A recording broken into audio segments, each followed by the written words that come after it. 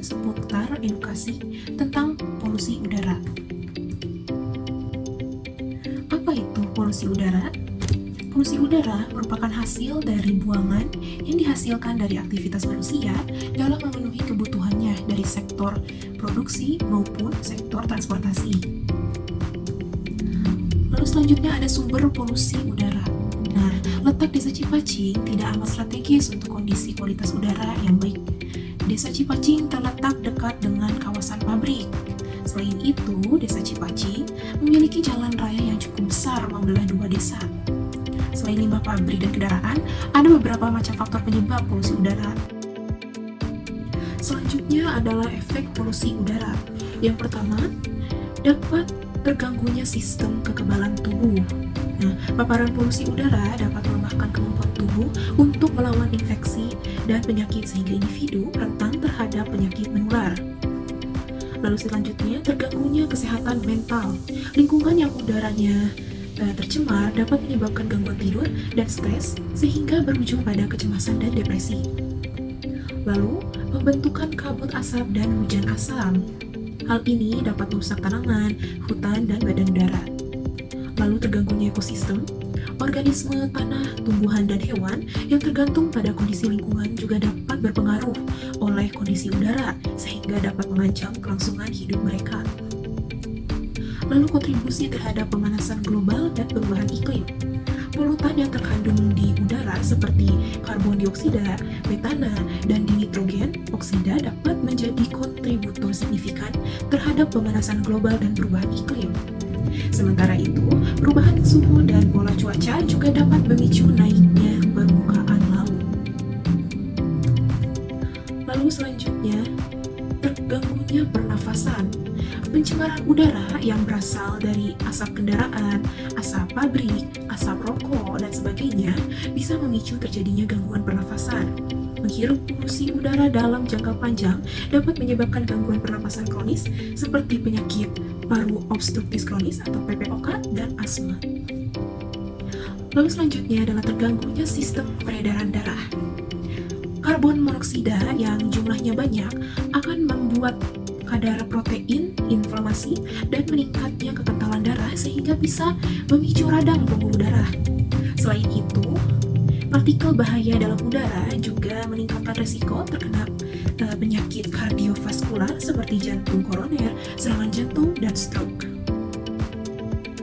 Lalu, efek selanjutnya adalah risiko keguguran dan autisme.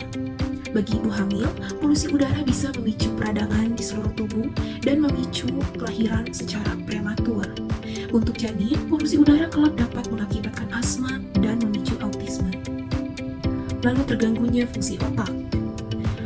Paparan bahan kimia berbahaya dalam udara dapat memengaruhi fungsi saraf dan kognitif. Selain itu, dapat meningkatkan risiko gangguan seperti demensia. Lalu yang terakhir adalah risiko terkena kanker.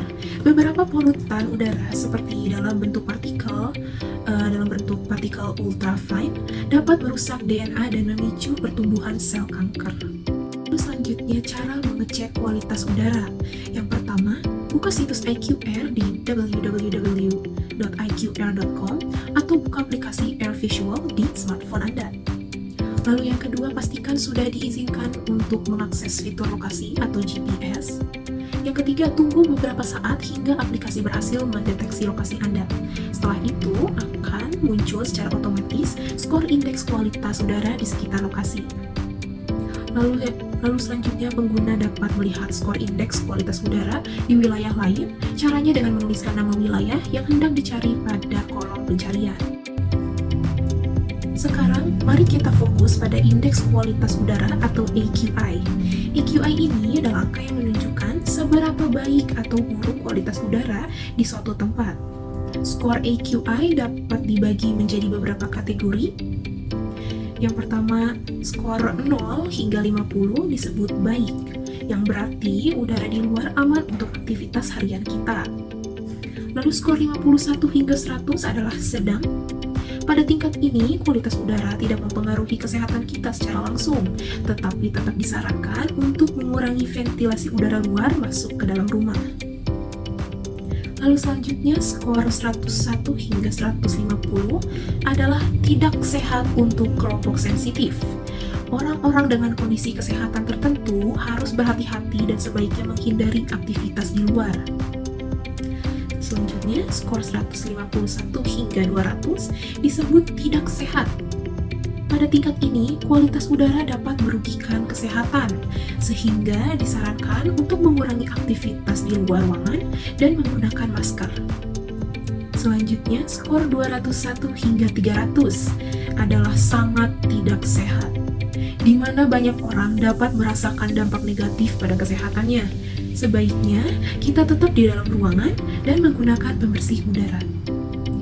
Lalu yang terakhir, skor 301 hingga 500 atau lebih tinggi adalah berbahaya.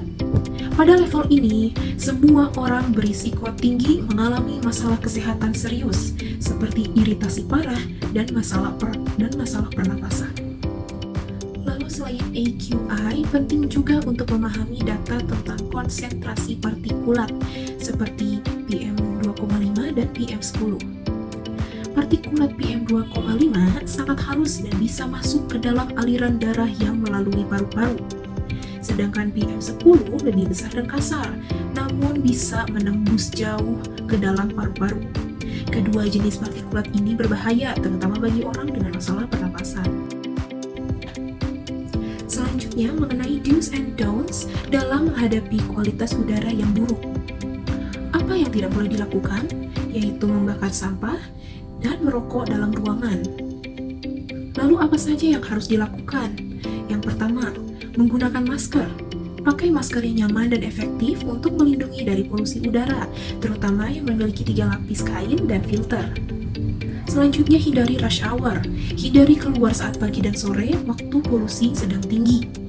Jika terpaksa, gunakan pelindung seperti masker, jaket, dan kacamata.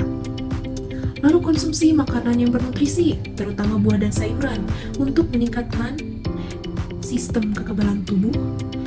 Lalu minum cukup air putih yang membantu tubuh mengeluarkan racun dan menjaga kelembaban saluran pernapasan. Selanjutnya adalah olahraga di waktu yang tepat. Hindari olahraga di jam sibuk, pilih tempat dengan banyak pepohonan atau latihan di dalam ruangan. Lalu segeralah mandi setelah keluar rumah. Mandi segera setelah keluar rumah untuk membersihkan partikel debu dan polusi dari kulit. Lalu yang terakhir adalah manfaatkan tanaman. Gunakan tanaman hias dalam ruangan untuk meningkatkan kualitas udara.